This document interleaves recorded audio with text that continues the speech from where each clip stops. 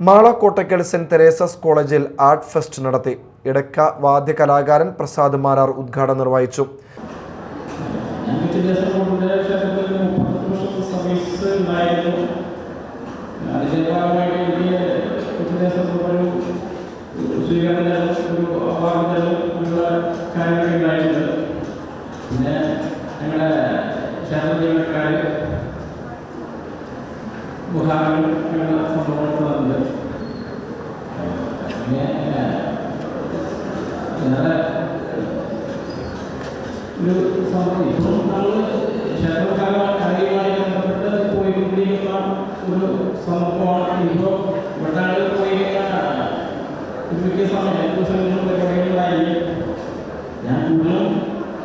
ക്ഷേത്രത്തിൻ്റെ അകത്തുള്ള ചടങ്ങുകൾക്കായിരിക്കും കൂടുതൽ പ്രാധാന്യം കൽപ്പിക്കുന്നത്.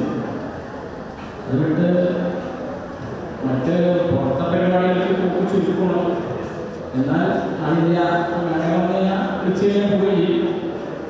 ഫാദർ ഡോക്ടർ ജോർജ് ആത്തപ്പള്ളി അധ്യക്ഷനായിരുന്നു.